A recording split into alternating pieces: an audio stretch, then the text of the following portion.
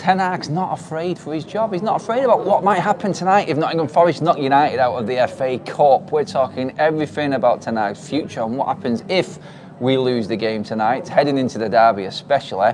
I'm here with Double A. We're going to be discussing everything. Welcome along to the show, Double A. Thanks for the invitation. Thanks for having us on. Appreciate it. No problem at all, mate. The cream always rises to the top and the mud just gets stuck down there, mate, doesn't it? That's what they say. That's what they say, pal. Welcome to Central 11 as well, guys. These guys have let us have the venue again, as always. You can see they've already hooked us up with the coffees. They've got the drinks ready to go when we need them as well. So, yeah, big shout out to 11 Central. I always get the name mixed up, sorry. But yes, 11 Central. This is the perfect match day venue and where we always come before games, overlooking the old Trafford, Double A. What does it look like to you? Old. Like, literally Old Trafford. Like, it's grey. The best way you can answer that. It's quite sad to see it. Like, it's a nice view, don't get me wrong. You know, you have the keys and you should be looking at what is a wonder. Like, Old Trafford should be the beaming light of Quayside. It's not. It's hidden. It's grey. Like we was talking, the white's gone greeny grey, sort of that mould looking. It's a shame. It's sad to see, but it's an indictment of where we are as a football club, mate. This is where Manchester United are. That's it. Make sure you get your comments coming in. We can't see them here, but Kaz is going to fill us in if anything comes up, as always. You know, she's there behind the scenes. But yeah, let's get talking. I mean, we've not spoken for a while, Double A, and a lot was going wrong. Then it went a little bit right, and now it looks like all of a sudden, mate. It's like the way I look at it is, I think the whole world was waiting for it to all fall off a cliff. And after that game against Fulham, it looks like it's nosedived.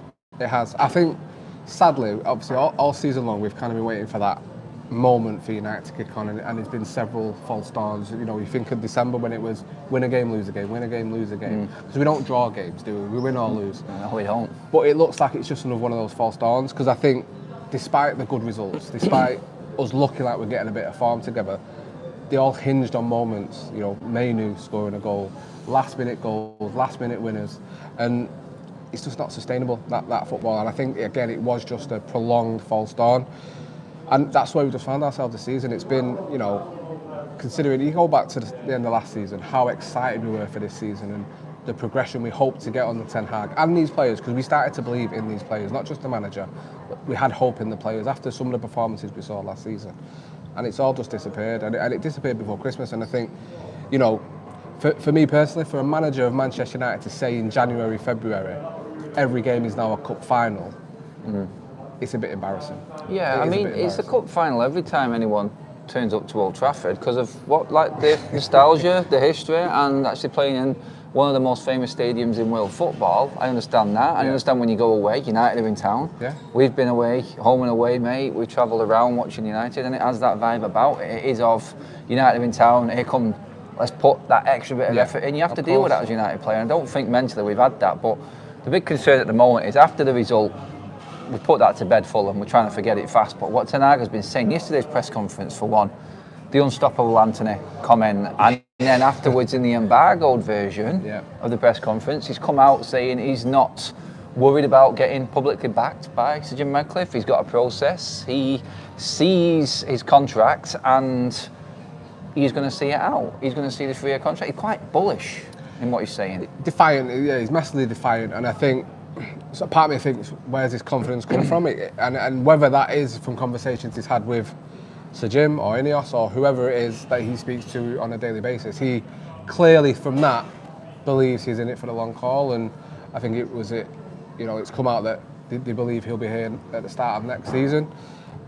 I think, for me personally, I think if we get knocked out tonight and we get massively beat on Sunday and there's no chance, I think he's on borrowed time from that moment. If we can't get top 4, what is he here for? Because in your second season, you can't decline. Like, and people will throw Arteta at you, 2 8th place finishes, and now look at them.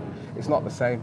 You can't overachieve with a team, and then that team again massively underachieved. There has to be. I can understand it stabilising, and us maybe not being third and winning a trophy, but where's the progression? There's not 1 ounce of progression. It's all regression, and for me, that's it's not. It shouldn't be allowed to happen. No, that's it. He sort of like contradicts himself all the time with what happens on the pitch and what he says. It's like you put Amari Forson and Ahmad ahead of an unstoppable player, in your words, in the press conference. Yeah. That's what I don't, and it's like, I'm like, Eric, I want to be behind you, but what are you saying? Like, everyone has jumped on that, and I understand the mistranslation side of things, and he's foreign, and he's always struggled with it. I've seen it from his first press conference to now.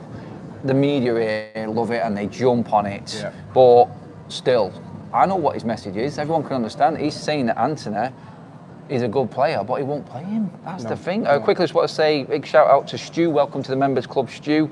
Donated by General Foodie. Just going to get into a couple of your comments on this one.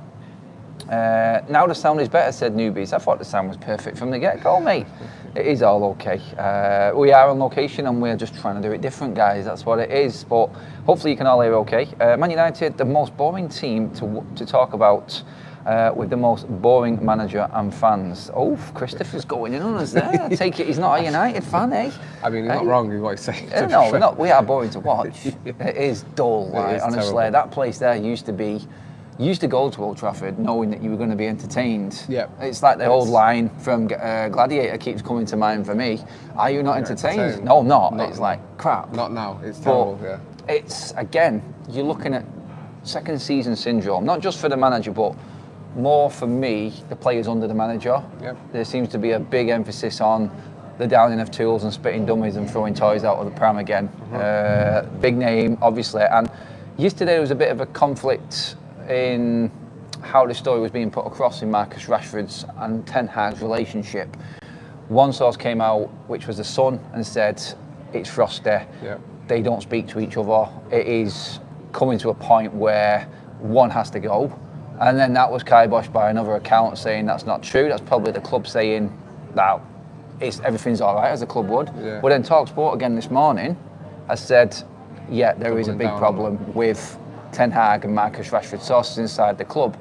The leaks are still there, AA. Yeah. And we don't need anyone to tell us. I can tell by Marcus Rashford's body language that there's a problem.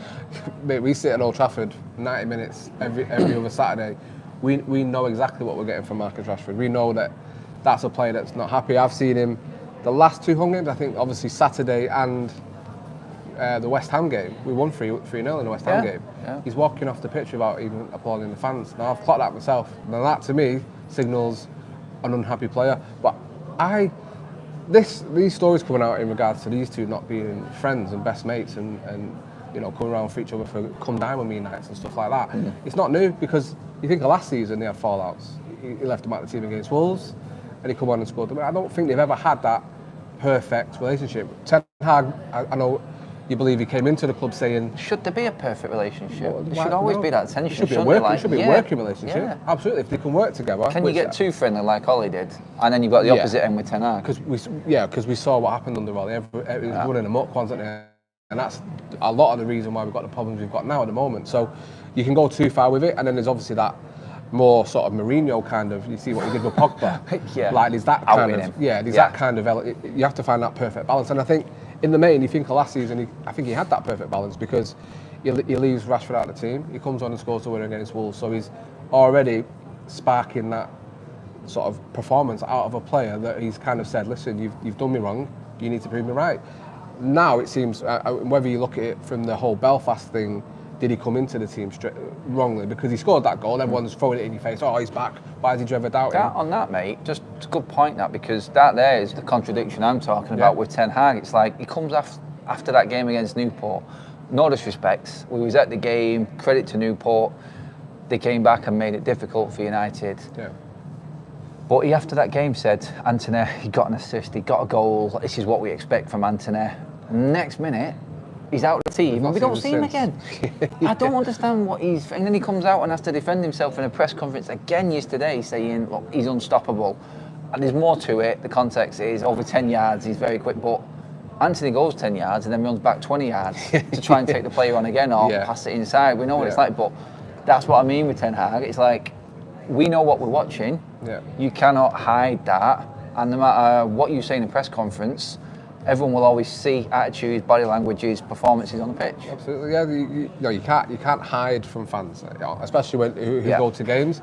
TV, you might not see it as much, but we see it week in, week out. And I say Wednesday was massively for me in terms of Marcus Rashford again, and the fact he's lasting the full 90, and you know, Ante's coming on in, was it the 99th minute he came on or something like that, and like, you know, this is the player you put your reputation on first of all, because it's the player you chased and we've overspent for. You know, there was a point earlier this season where he was getting criticised for consistently playing him, and other players weren't getting a chance ahead of Anthony. Now you've gone a total 180 and he can't get in the team at all. So it's like, there needs to be a fine balance of what you do with these players. Yes, if he's playing bad, you take him out of the team. But after, probably for you, one of his best performances this season, for us not to see him again until, you know, pity minutes when we're losing a game. Pity minutes, that's the way of putting it. For me, yeah. the best way I can describe Ten Hag this season is he's scrambling. He's lost in a maze and he's scrambling to find any opening to get himself out and back on the right path. And it just seems like I said, the contradictions are just there consistently. And like, I don't know if I don't know if he can get it right. And I think the way the season's going, tonight is massive. And you think with the injuries now we're hearing is even more pressure on that game. And Saturday, after watching what they did last night, on Sunday, against City, these two games, you know, really could hinder whether Ten Hag has a future in his football club, I think. That's it. The way I look at it is the January transfer window was a big sign for me. No money spent. Yeah. I read all of the financial reports. I listened to the experts talking about Manchester United's financials, dealing with financial fair play. No matter what the club said, these guys, and United's books are open, and everyone can see the rules of financial fair play. And they were saying that United could have spent money in January. I think there's been a deliberate like direction the club have been going in to not back Ten Hag again. Yeah. And for me, I feel like the writing is on the wall. You've got Gary Neville coming out and saying that Ten Hag's future would have already been decided by Ineos. They know if they're bringing another man in, if they're sacking him. And I just look at it and I go, now he's lost control, like you said there. The inconsistencies with the lineups, the pity minutes, like for Anthony. Like, how do you go from being bigged up and grafting it out against a League Two side? You've got a player who's in front of you, and he respected who he played, and he played all right. There were moments in the game where he wasn't great, but then he comes out and says he's unstoppable. Yeah, well, the headline straight out from the media, I bring up Samuel Lucker's tweet straight from that. He's made a rod for his own back, Ten Hag, with this when he says things like that, where he said, the unstoppable Anthony has been stopped nearly every single time this season. It's like, you just set up the papers in the media with your line, and I know it's not his fault, it's just that language barrier again and everything, but still, like we said, we know what we're watching. We know he's lost control of this team. Yeah. And when you've got a player like Rashford acting the way he is, you have got no hope for me. No. I think the writing's on the wall, and I think this week will be the deciding week, personally. And it might not. The club may come out and make one big stance against this, but I think a loss tonight is probably worse than Sunday. Because out of the last competition we can possibly get our hands on our trophy for, I think that's it. I mean, for you, is it a case of both games? Is he going to see out this week if we lose both for you? I think I agree with you. I think this game tonight is bigger than Sunday for me. I think if we meet City in the FA Cup, someone made a very good point last season. The only reason we won the League Cup was because we didn't face City. Yeah. If we'd have faced City last season, we don't win the League Cup. They got our number, haven't they? Yeah, absolutely. And we saw it at the FA Cup final. You know, I was there, saw it from minute one to the last minute how bad we were. I think we have to win tonight. We have to focus everything. Let's be honest. Top 4 now, or top 5 even, if it is that, is looking dicey. And I think to throw our eggs in that basket is, and we should never go into the derby with sort of, it's a lost cause, because we have to fight for the derby. And we've seen too many performances where we do that, where it does look like a lost cause. And you remember teams used to come to Old Trafford and we were beaten in the tunnel. Yeah. I think United have beaten before they even walk on the pitch against City. Yeah. I think it's changed, it's flip-flopped. It has. We know they've got our number, like you've just said, and I think we need to go into that. As long as we go down fighting, you can take a loss if you go down fighting. What I can't accept, and we've seen too many times in the derby, is these players just walk away and just stop fighting. We saw, was it the derby last season when he didn't start Ronaldo or Casemiro? He brought on. Was it when he brought on Rashford and they're walking around and everything like that? And I think tonight we have to win. And even if we do meet City later on, I think to keep that fire burning for the season, for it all to go tonight, and it's a case There's of nothing to play for. There's Is there? absolutely That's nothing to the play thing. for. And that will feed into the mindset of the players, I feel. A win tonight keeps that fire burning for the season, and I think you can take that as motivation into Sunday. I think if we get beat tonight and it's, you know, the excuses about injuries are going to start coming out again, and this is one thing about Saturday that really annoyed me, is that, you know, a tweet I put out about this manager, his man management and his in-game tactics are terrible, and all people can throw at you is the injuries are injuries. That doesn't stop him making terrible substitutions. Casemiro coming off and bringing on Eriksen and McTominay, and taking off Mainu, his best midfielder, best player for me, one of the best players on the pitch that day, to then bring Ahmad on. It's the weird decisions that he's making is what my problem is, and I think if we lose tonight, I don't want it to be about injuries again, because we should have enough. I think it already is to win. I think it already is set in stone, guys. Please get liking the video as well if you're loving the location, if you're loving the set and everything. This is real. This is actually a real place, not a made-up one. But yeah, please give us a like on the video. Make sure you hit that subscribe button if you are tuning in for the first time. We are live outside and on location the rest of this week, building up to the derby. I didn't even talk about the derby. I want to get into the Forest game. Get your comments coming in now. I'm going to the comments section straight away now. Newbies Cubies, love that name. I've been saying it for a long time ago. Ten Hag has to use our academy players to replace players who have no respect for him. Even if we lose, I don't mind at all. Don't give playing time to toxic players. On that one, I love the academy players. I fear for them coming into this team. I feel like it can be detriment to their future and their progression if they come into a poisonous atmosphere. I mean, I made a point about Amari Forson at weekend. I've never felt so sorry for a player in a United shirt than I did with him at weekend. Playing alongside Rashford and watching his antics. How the hell is anyone supposed to look up to a so-called first-team player and think, I'm going to give absolute more? Because negativity breeds quicker than positivity. Absolutely. We know this in this world. Yeah. And when one player downs tools, that feeds into another player. Well, if he's not putting the effort in, I'm not putting the effort in, and then passes across. Yeah. If you see a captain like Bruno Fernandes busting a gut, putting tackles in, and you're like, whoa, and then you see the most decorated and pinned up academy player in United's history, in my opinion, in Marcus Rashford, wrongly so, doing what he's doing, you're like, oh. And I understand the cult. You'd have to play all the academy players because they're fearless. Yeah. But if you bring them into this team, or with the issues that these first team players have got, I'm worried. But tonight, honestly, mate, I think we should do everything we possibly can to not bring academy players in and throw these first team players under the bus that they deserve to be under. Yeah, I agree. I think with Forson, like, and I'll be honest, I don't think there was many United fans screaming his name in the summer. You know, in pre-season, he wasn't the one. It was Mainu we were looking forward to, Diallo, even Pellistri. All these players were the ones we were looking to, and I think, you know, he's not ready to start games for Manchester United. And I agree. I felt sorry for him. When we've got Amad Diallo, who's smashed it in the Championship for a season, I agree. He should be ahead. And let's be truthful to ourselves. The only reason he started is because he's rejected a contract. And that's the only reason. Because he's rejected his contract and he wants to hold some value.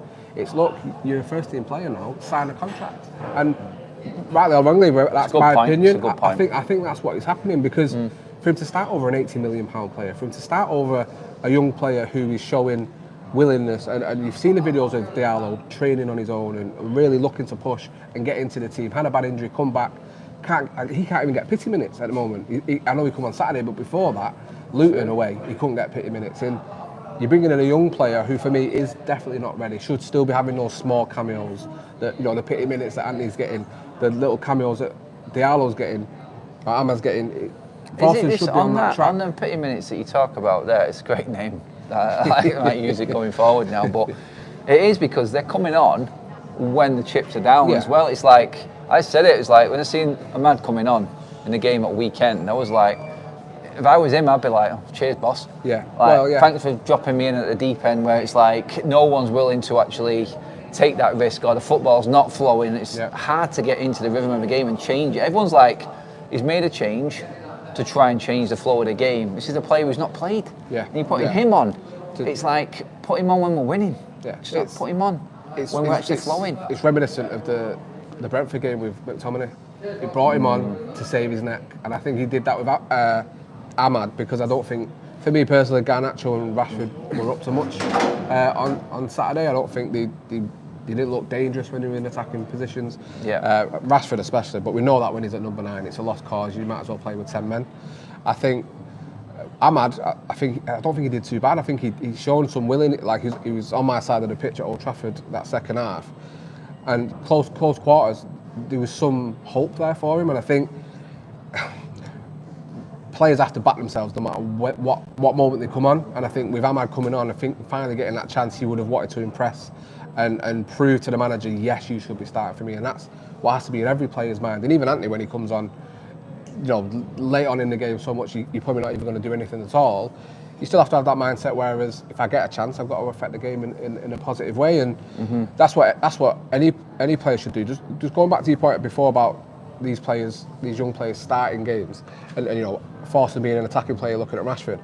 One thing I'm very happy about and would be really sorry to see him go is you're seeing Casemiro coming out to talk about Mainu, and I think he couldn't have a better role model, Mainu, coming into that first team than taking advice from Mainu. And you saw how Casemiro was talking about him. That was the only good bit of good news from the week, that and the fact that Casemiro is going to be available for tonight. Well, massively important, and there's he's getting a lot of stick, but in a season where no one's playing well, for someone who let's be honest, he finds it difficult in the English game, for me personally, because he gets targeted, and you can see it every time he makes any type of challenge. If he made that Maguire challenge, he'd have been off, wouldn't he? Oh, 100%. I said that at weekend. You just know it, don't you? 100%. But I think for Mainu to be coming into this team, and we're so excited, to grab any moment of positivity from this season, Mainu has to be the large portion of that. That sort of emergence into the first team has been what we all love. We love those academy products coming through and showing that they are good enough to play for Manchester United. Definitely. But for him to have a player like Casemiro saying the things he's saying and showing that he believes in him to go forward and be a fantastic player for United is, I think we're lucky for that. Because if it was, imagine it was Fred and McTominay he's looking up to, we'd be worried, wouldn't we? You would be worried. Into the chat, please give the video a like, guys, as well. We're moving on up, well over 500 in the room with us right now. Andrew says, hopefully we put up a fight against City. About tonight, you are right, Adam. Play the senior players. It's about time they stood up. You never know. They might be up for the cup. Up for the cup, yes. Graham is in the house. All right, Graham. Verbal Kint, we can talk about manager in the summer. Eric Ten Hag has my support. Just going with it there. Right, that's fair enough. Okay. In the summer, is it too late though? That's what I'll say with that one. Yeah. Do we need to obviously get things in place for the new manager if we are going to change it? That's what I'll say with that. Byron says, when you not go through difficulties in life, should your friends and family criticise you and leave you to your devices? No, you work through it. I'm not sure what he's going on about there, but maybe people backing managers and the team coming together. Honestly, I just feel like everyone's in it for themselves. That's my massive concern at the moment. It's salvage football individually for each player, I feel right now. It's like, I had an issue when we were talking about the wage structure, like an incentive, performance related, depending which way it goes. If it's individual, then I think we're going down the wrong track, because players will start glory hunting. But Andy made a great point in his vlog at weekend when he said, look, all of these players are literally playing for themselves, they're not playing for the team. Scott McTominay, clean through, he could have made it 2-1 and we could have salvaged another game, but no, you've seen the headlines, Scott McTominay's back off the bench again and saves United.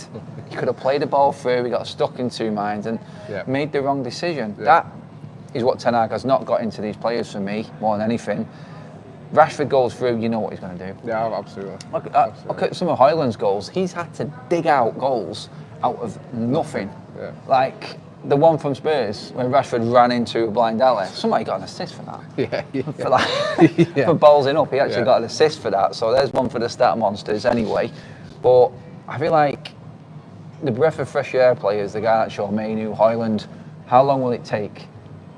And change needs to come, otherwise they'll go down the same path for me, and that's my worry. Yeah, and this is where you have to start looking at Ineos and what they're looking to bring in. It's a lot to do, innit, mate? Yeah, and the most important thing to change at Manchester United, it's not the manager and it's not the players, it's the culture.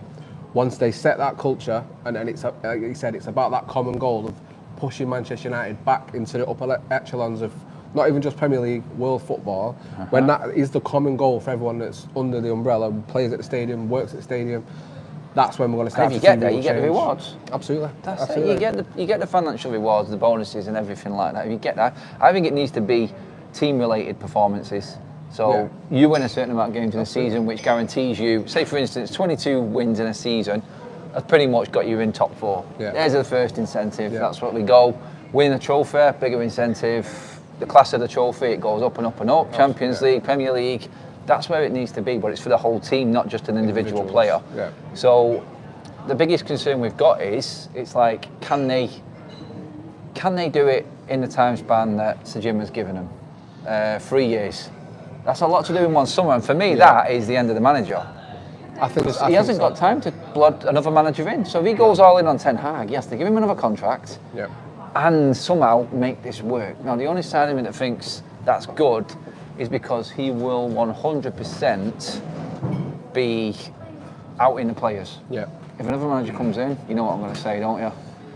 You give these players a chance. Yeah, but but this is where that structure above them now comes into play, because Murta Arnold weren't doing none of that. The manager's in charge. He just comes with us players. We go and balls up another transfer. You know what I mean? Yeah. And I think with Barada, he's talked to Barada, having conversations with United now, whilst being respectful of the gardening leave and City. I think it's if they're not talking about the manager, I'd be very surprised about that. Do you know what I mean? I think it's one of them where if they're not talking about future plans, and this is what I was so adamant that Ineos, as soon as they come in, the people they want have to come in immediately. So Ashworth and Barada should be there from day one with them, and then it's a case of we start to plan for the summer, we start to see who we want, who's going to be here, who's not going to be here, manager included, and then we take it from there. And I think that has to be the plan now. And if it's Ten Hag or not, we know as soon as that last game of the season ends, we know where we're going in a month's time, start of June or end of June. Everything's in place for the next season. We can't be none of this push it back, and then in August we're still scrambling for stuff. It's supermarket sweep. We're grabbing stuff off the shelves and trying to fill our basket with lucky aisle in Aldi, innit? Middle aisle. That's what it is. Oh, that looks shiny and new. Let's grab that as well, even though we don't need it. Yeah, absolutely. That's what it is. Absolutely. Who's available? Quickly into the chat before we talk about tonight's game. RB Comps. Other than the Glazers, from my knowledge, I think Ed Woodward is the main culprit for United being where we are. United fans tell me I am wrong. You're not wrong. I feel like we have spent a lot of money. We've spent our own money that we've generated, but we've spent it badly. Ultimately, that has been the problem in that, and you're dead right on that one. I do want to say on the game tonight, with the injuries, how concerned are you with us tonight? Actually, first of all, I made my makeshift defence. I think defence is the biggest concern. Who are you playing? I think it has to be that back four will have to be Delo, Evans, Kambala. Is Lindelof out? Lindelof's available. And it has to be Lindelof left back, doesn't it? We don't even know if Evans is available. Someone tell me. I might have missed it. Sorry if I have, but I've not had anyone talk about Evans because he wasn't even in the squad for Fulham. He was injured again. Yeah. So I don't know if he's available. You could get. I think Evans, Lindelof, and I went Amrabat because he's the only one who's played there. Amrabat. And do you know what? I don't know why I've not said that, because the last couple of weeks I've been saying it should be Amrabat. What's Lindelof doing there? Because listen, the thing I'll give Lindelof credit for is that he's doing it for the team. Where a lot of players, the number 10 included, moans to Gary Neville that he doesn't want to play as a striker, and he comes out in an interview saying things like that. Lindelof is saying, put me where I need to be, boss, and I'll do a job for you. I might do it not very well, but I will do that job. And I think, fair play to him. But yeah, Amrabat, for me, against Palace, looked pretty decent at left back in that League Cup game. Just put him there. And this is another thing that's contradictory, because he's a player that he's chased all summer, and now he can't get anywhere near the team, Amrabat. And again, the manager is saying he doesn't trust his own signings and his own judgment, which is worrying. Another one. Again, really worrying. Another one. Bainday wants out. I can see why he wants out as well. Murto has been talking. to Greenwood's dad apparently as well. I don't even want to talk about Greenwood anymore. That's just an issue for the summer for them to deal with. I don't even think we should be looking at that. Yeah. Myrtle's been offered another job, thank God. Hopefully it's away from any major decision making. I talked about that last night, but it all comes down to, no matter what we say about off the pitch, players, transfers, it only works and it only works well, and the only positive is if results out there. Yeah. All right, and tonight has to take priority. I can't see, honestly, mate. I'm looking at Alanga and I'm about Lindelof on the left, and I'm thinking he's tearing him a new one for pace. Yeah. I'm looking at Gibbs White and that image and that meme and that video of him online saying they don't want it. And we looked around like we were just, couldn't be half playing in that game at Forest again. No Højlund in that game, we were crap up front. No Højlund against Fulham at weekend. We look like we're clueless, mate. And that's my fear. I'm dreading tonight. It's worrying. Like I said before, Rashford is a 9. You know what you're getting, or not getting, as the case may be. He's just not up to the job. And you know, does he do the false 9? Does he push McTominay up there just for a bit of hold up play and we work around that? Maybe needs to look at a different game plan. I don't expect him to. I expect him to go with the tried and tested, the same stuff that he goes for. Because as we know, this manager's very stubborn, and he likes to stick with the same. I'll say. Week in, week out, which makes you bang your head against the wall. But I think it's one of them. Tonight, it's just a case of whatever 11's out there. We just have to back them, and we just have to hope and pray that they can get any kind of result out of this. But like you say, we've struggled a couple of times there. In the last few games we've played since they've been promoted. Ruined my birthday. That was the game in December. That was my actual birthday. So thanks for that, United. But as we know, Forest are going to be banged up for it. They know catching United at a weak moment, they're going to be massively up for it. And I expect it to be a very, very tough game. It's just a case of you have to hope the big players we have, and the leader, like Casemiro might be the only real leader we've got, and even players that I don't massively love, like Delo, and even Onana needs to pull some out of the bag tonight. And as a collective, we talk about the collective. It's just a case of, mate, I'd even take. There's no replays in this. No, honestly. it's extra time I would even take and bringing them back here, but I think again, it's a belief, and they have to believe in the manager, they have to believe in themselves, and the fans tonight. I'm going to try my best to be super positive and just try and believe in them. That's it, mate. That is everything that we are and all we can be. We'll criticise them after the game, like we do, but we're right behind the team. It's got to a certain stage now where we're actually gutted that Maguire's injured. That's how far we've dropped in one season. It's like last season that everyone wanted the guy out, including myself, and I still do. For the future, I just don't see it being with Maguire. But I'll give him credit for this season for the way he's played. But we've gone that far now that we're actually gutted that he's injured for this game. But guys, let me know what your score predictions are, and most importantly, if we lose tonight, does Ten Hag see out the weekend? For me, it's season over if we lose tonight, and I then think pressure is pressing that red button. Yeah, because I'm thinking we're struggling against Sheffield United and Everton in the next 2 games here after the derby, mate. I don't think any game, no game we've played looks easy, and people will talk about how well we looked against Wolves for a certain period of time. But then them old habits creeped in, and we was very lucky to win it last minute. Nothing is convincing, and every team will fancy playing against Manchester United. And this version of Manchester United right now are very easy to win. Very easy to play against. And very easy to. I think you can get in the heads, mate. Oh, easy. We used to joke about Arsenal, how we could do it with Arsenal, and they were weak, soft bellies. This United team, jelly babies, innit? Absolutely, mate. Have they got the kahunas, as Troy Deeney said? I can't believe we're laughing at United players now like that. Like we used to be the ones that were giving it to the Arsenal fans, like you said, but now it's completely changed. 2-0 loss tonight, 2-1 United, says Michael. 1-1 draw, then penalties. I went 2-2 penalties, and it could go either way. I just see it being a long night because we're covering it and we're streaming afterwards, and I always know what this team do. They've given me so many late nights and horrible drives home in the past. Luckily I'm at home tonight and we're watching it, so make sure you're tuned in before the game.